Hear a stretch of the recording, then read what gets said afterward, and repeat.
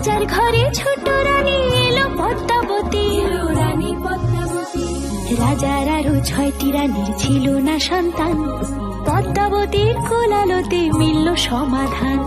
বছর যেতে জন্ম নিল 7 ছেলে 1 মেয়ে, হয় খুশির আকাশ হঠাৎ কালো মেঘে গেল ছেয়ে।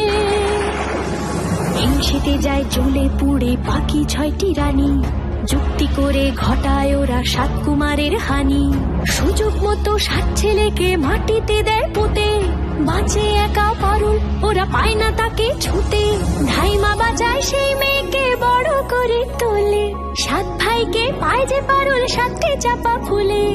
এত কিছুর পরেও রাজার বিপদ যে কাটে না, সূর্য নগরে সুখের সূর্য আর ওঠে না। হিংসা বিবাদ বিচ্ছেদ আর প্রেমের কাহিনীতে পারুল বোন কি পারবে 7 ভাই চম্পাকে জাগাতে?